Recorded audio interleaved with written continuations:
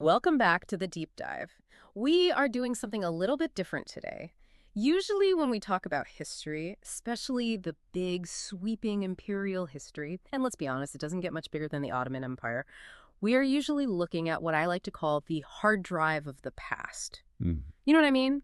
The dates, the treaties, the battles, the borders shifting on a map. It's very mechanical. It's the hardware. It is. It's the external structure of events. It's the skeleton without the pulse. Yeah.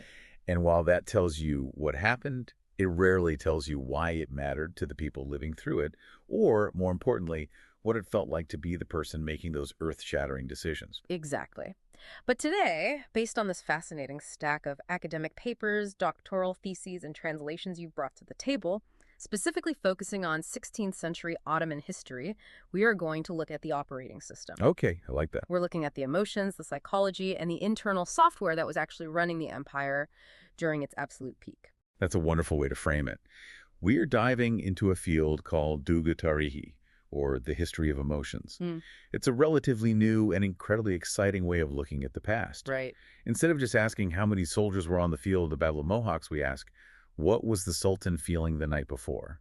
What was the collective anxiety of the capital when a prince was executed? How did they process grief, ambition, and the fear of God? And to get to that data, that emotional data, Right. we aren't looking at the official court chronicles, or at least not only them, we are looking at poetry. Correct. We are looking at Divan poetry. Which I have to admit initially sounded a bit counterintuitive to me. Like, if I want to know why Sultan Selim I invaded Egypt or why Suleiman the Magnificent executed his own son, I'd go to a history book, a chronicle, a Tabari. That I wouldn't think to go to a poem. Of course. Poetry feels subjective. It feels like art, not evidence. But you're telling me the poetry is where the real data is? In the 16th century Ottoman context, absolutely. You have to understand the nature of the sources available to us. The chronicles, the Tivari-i Ali Osman, were the official record. They were often commissioned by the palace to justify the Sultan's reign to posterity. Okay. They recorded events. They were often sterilized, highly political, and meant to project an image of unshakable stability. They're essentially press releases. Okay, so they are the curated Instagram feed of the empire. Everything is great. We are winning. Look at this new fortress. Precisely. It's propaganda, in the truest sense of the word, meant to propagate a specific narrative. But poetry. Divan poetry was the primary vehicle for intellectual and emotional expression in the Ottoman elite. It's where the silent, unconscious feelings of society bubbled up. It runs parallel to the official history.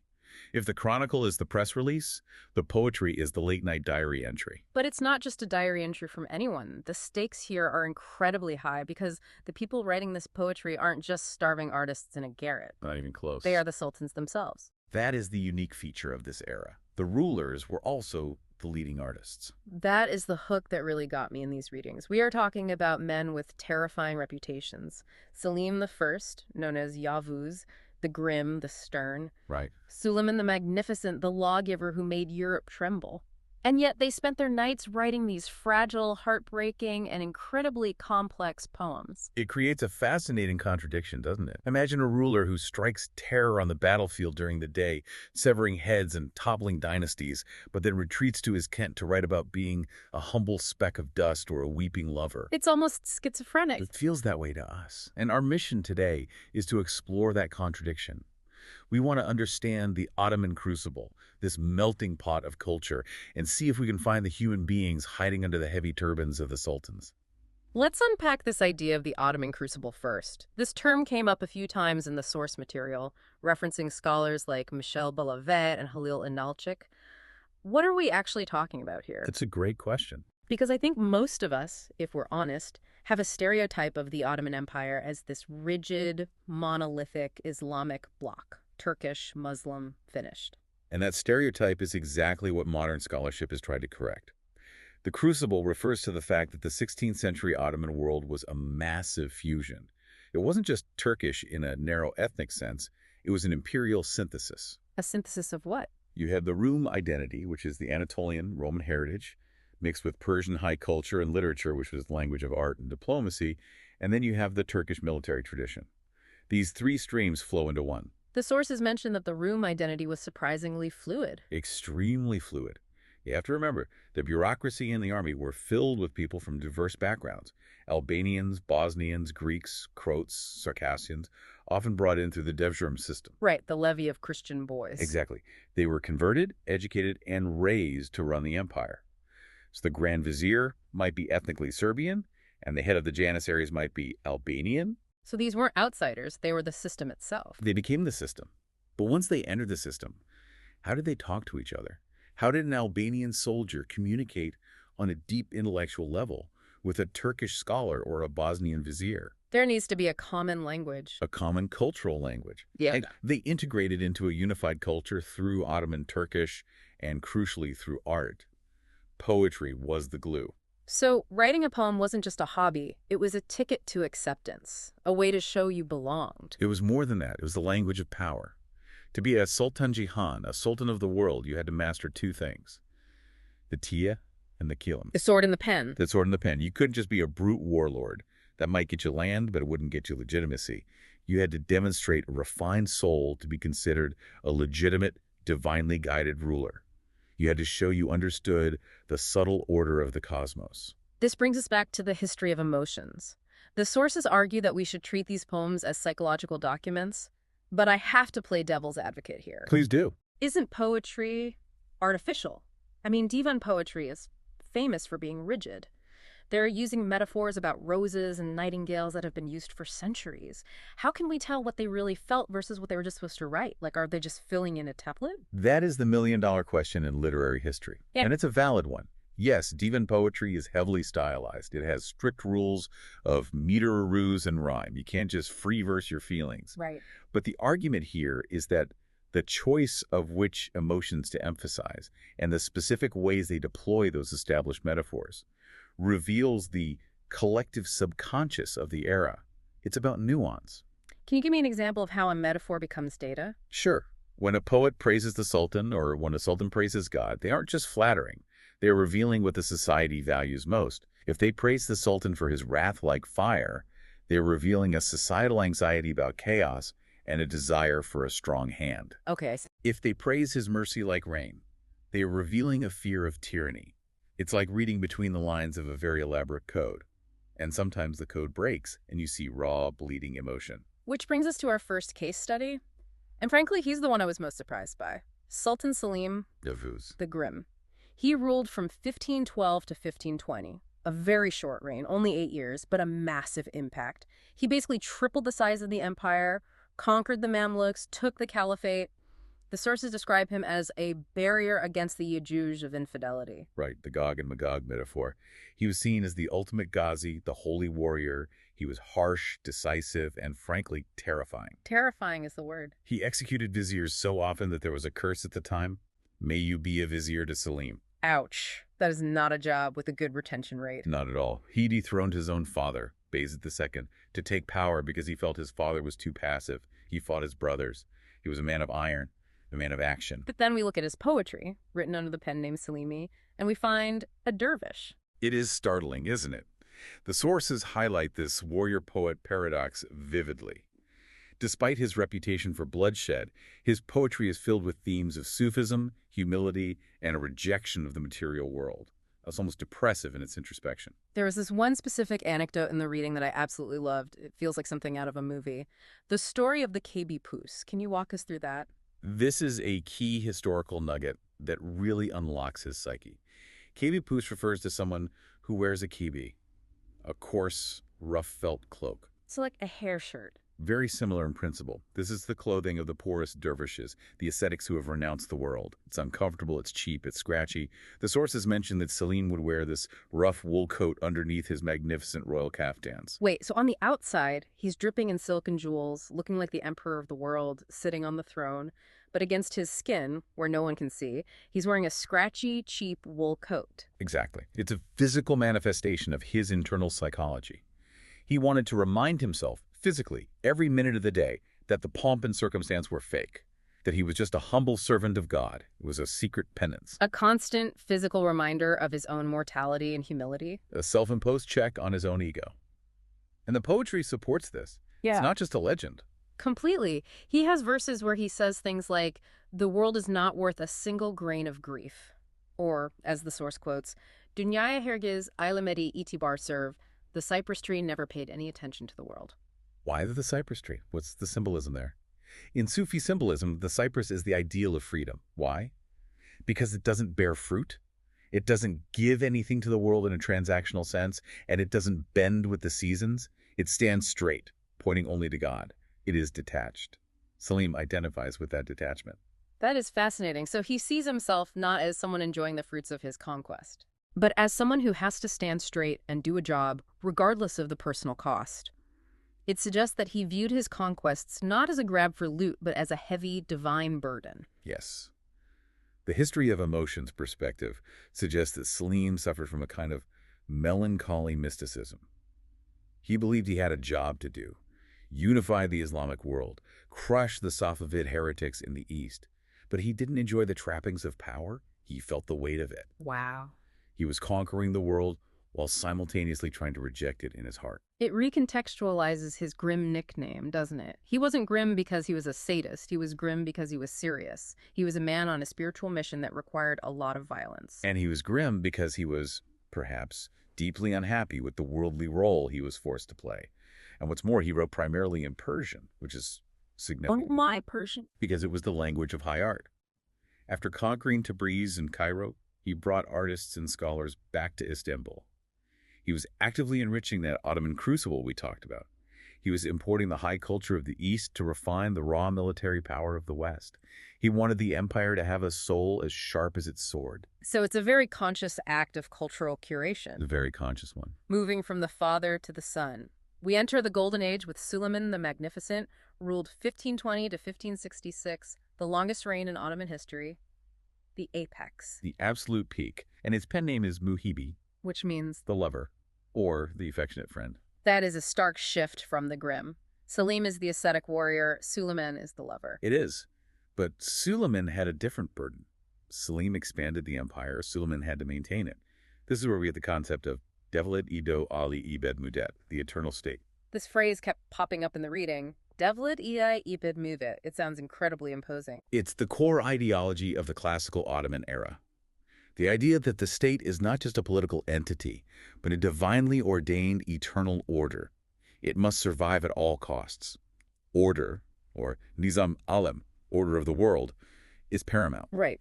The Sultan isn't just a king. He is the linchpin that keeps the universe from sliding into chaos. So Suleiman isn't just a ruler, he's the CEO of the universe. In their eyes, yes. And Suleiman is the avatar of this order. The poetry of his era, both his own and that of his court poets, is obsessed with this idea.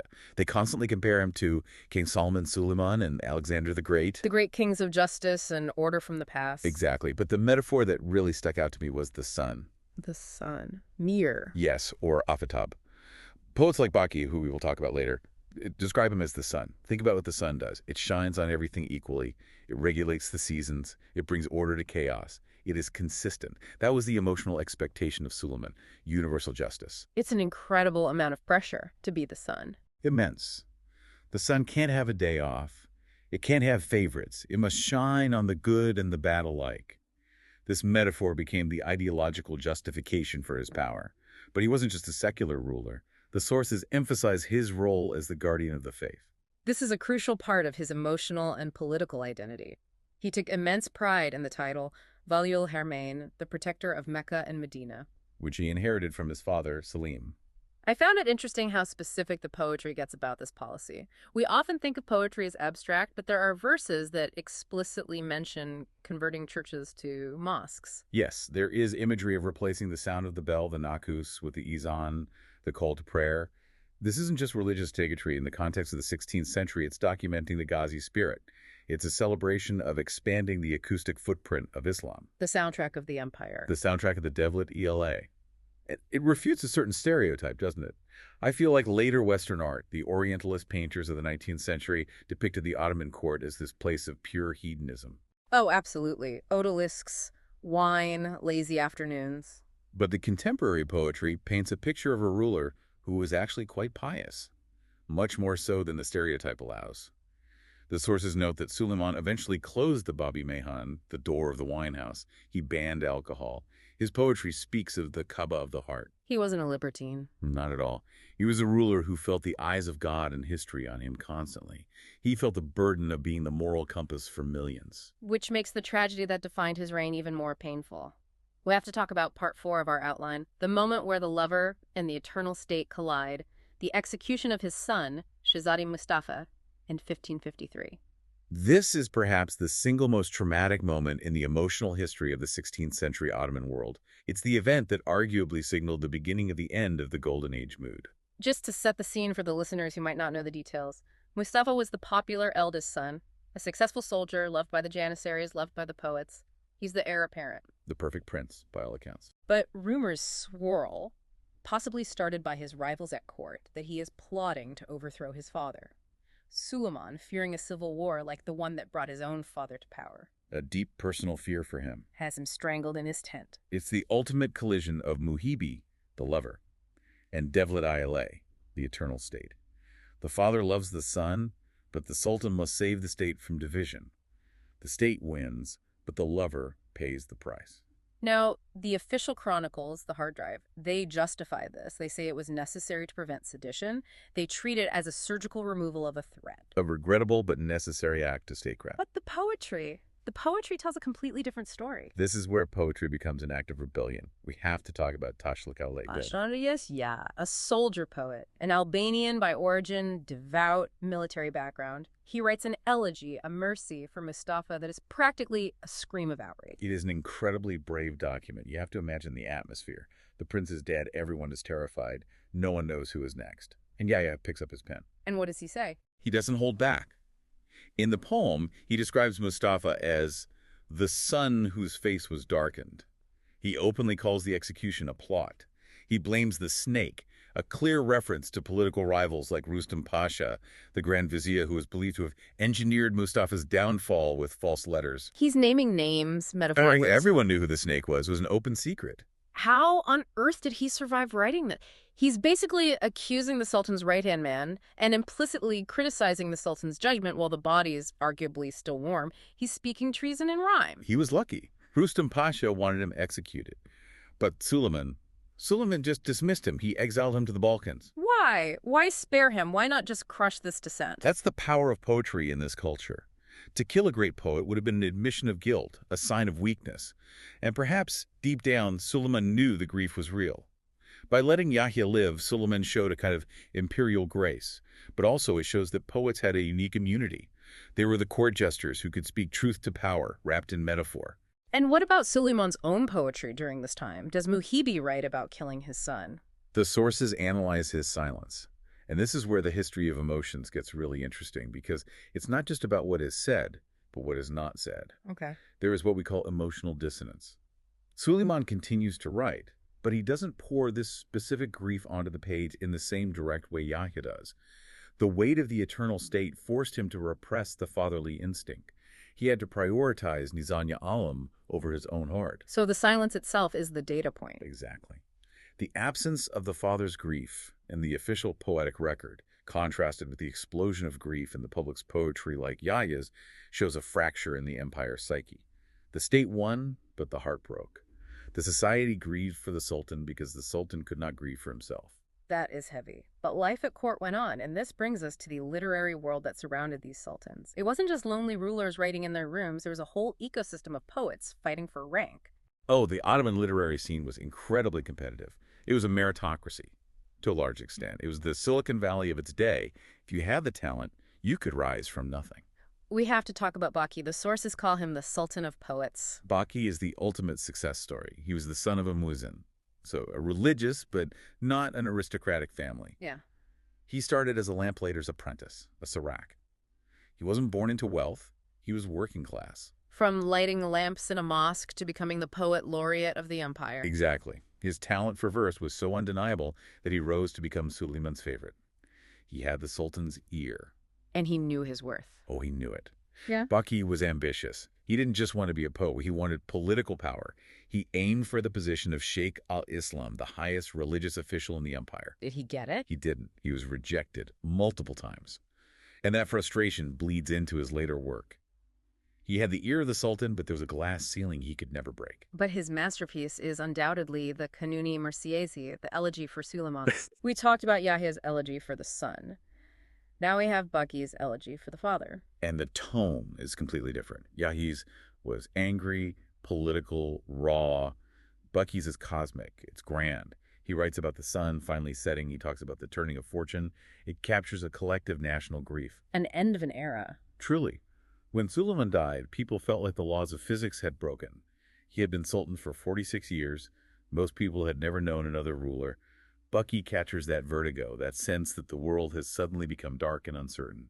It is the defining emotional document of the end of the Golden Age. There is also a fantastic rivalry mentioned in the texts between two other poets, Hayali and our friend Tashlikali Yahya. Ah, yes. This really highlights the melting pot aspect again. Yes, this is the clash of archetypes. You have Tashlikali Yahya, the Albanian soldier poet, rigid by the book, military background, a man of honor and discipline. And then you have Hayali Bey. Hayali was a Kalandari dervish, bohemian, unconventional, discovered by a judge in Vardar, living a life of wandering and mysticism.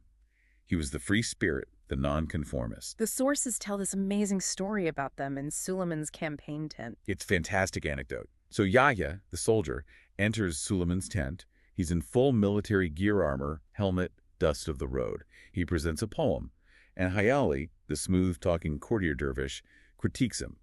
He basically makes fun of his soldierly lack of refinement, teasing him about his rough appearance in the presence of high art. It's like a rap battle in the imperial tent. It really is. It represents the tension between the warrior class, the men of the sword, and the intellectual class, the men of the pen. But notice that both are in the Sultan's tent. Both are valued. That is the Ottoman crucible. It's not a zero-sum game. Not at all. It brought together the Albanian soldier and the Bohemian dervish and bound them together through Persian-style poetry. The Sultan needed both the discipline of Yahya and the imagination of Hayali. Let's pivot to the imagery itself. Part 6 of our dive. We've mentioned the sun, but the visual language of the 16th century is so rich, the sources talk about cosmic imagery. It's a hierarchical universe, and the poetry reflects that perfectly. Right. The Sultan is the sun or the moon. The viziers are the stars or planets, Jupiter, Mars. The ultimate goal of conquest in the West is the red apple, Kazil Elma, which could be Rome or Vienna. So they viewed their political structure as a mirror of the celestial structure. As above, so below. If the Sultan is the sun, then rebellion isn't just a crime. It's a violation of the laws of nature. It's an attempt to plunge the universe into darkness. This gives political acts a cosmic significance. And then there's the nature imagery. But it's not just pretty flowers. It's politicized. The rose and the thorn. The gul and the har. This is a constant motif. The rose is the Sultan or the beloved or the Prophet Muhammad. It is perfection. The thorn is the enemy, the rival, the heretic. You cannot have the rose without the thorn. It's a fatalistic acceptance of conflict. It is. It says that strife is part of the natural order of things. And it also serves as a warning. The closer you get to the Sultan, the rose, the more likely you are to be cut by the thorns, the rivals at court. It's a beautiful but dangerous garden. But the metaphor that really blew my mind was war as spring. Ah, yes. It's so counterintuitive to us. Because we think of war as destruction, winter, death. But the sources say they describe war with the imagery of spring blooming. How does that work? It is jarring to modern ears. But think about it from the perspective of the eternal state. War is when the state is most alive, when it's fulfilling its Ghazi purpose. So the red flags in the army are described as tulips blooming in the meadow. Okay. The rows of soldiers with their spears are cypress trees. The noise of battle is the thunder of spring rain that makes the garden grow. The blood on the battlefield fertilizes the soil for the empire's glory. So going to war wasn't death, it was a blooming. It was a renewal, a blossoming of the state's power.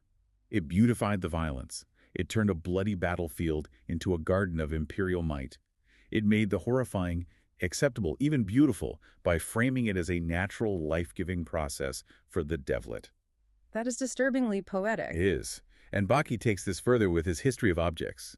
He loves material details. He doesn't just talk about abstract glory. He mentions golden censers, candles, silver trays. Why is that important? For historians, this is gold.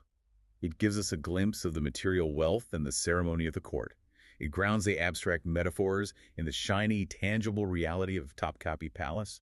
It reminds us that this wasn't just ideas. It was real wealth, real gold, real power that they were celebrating and fighting over. And finally, we have the villain of the story, Felix. Ah, Felek.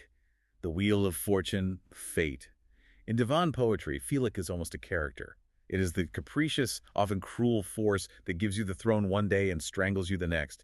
It's the uncertainty of life. It seems like a coping mechanism, a way to explain the inexplicable. It is. When Mustafa is killed, who does Yahya blame? He blames the snake, Rustam, but ultimately he blames Felek. The wheel turned and the sun darkened. It allows them to process tragedy without necessarily blaming God directly. God is perfect. Felek is the flaw in the sublunar world. So it's a way to maintain faith in a just God even when the world is unjust. Precisely. Even the magnificent Sultan is just a pawn in the hands of Felek. It levels the playing field. In the end, fate comes for the Sultan and the lamplighter alike. So what does this all mean? We've looked at the grim dervish, the magnificent grieving father, the ambitious lamplighter, and the angry soldier poet. Where does this deep dive leave us? I think the synthesis here is that Divan poetry acts as the emotional archive of the empire. If you only read the treaties and the chronicles, you see machine. You see the devlet. If you read the poems, you see the humans operating the machine with all their fears, ambitions, and contradictions. It humanizes them. Salim isn't just a conqueror. He's a man wrestling with the vanity of the world, wearing a scratchy coat to keep himself humble. Suleiman isn't just a lawgiver. He's a lonely son who has to burn his own family to keep the planets in orbit. And that concept of Devlet Aya Ibid Mudet, the eternal state, stops being just a slogan. You see the human cost of it. You see that the individual, even if he is a prince, is sacrificed for the survival of the whole. Yeah. The poetry records the scream of that sacrifice. Here's my final thought for you, something to chew on. We often think of propaganda as a modern invention, press releases, curated tweets. But was Divan poetry the 16th century equivalent? Was Suleiman's piety and verse just a carefully curated image to project the saintly warrior? Or in those quiet moments of the Merzi, in the grief of the elegy, are we actually hearing the only honest whispers that were allowed in a strictly controlled empire? That is the beauty of it. It's probably both. Art is a mask, but is a mask that reveals the shape of the phase underneath. The very act of choosing which mask to wear tells you something about the wearer. I love that. A mask that reveals the shape of the face. Next time you see a piece of Ottoman calligraphy or a miniature painting, don't just look at the technique. Look for the secrets hiding in plain sight. Thanks for diving in with us. The pleasure as always. We'll catch you on the next one.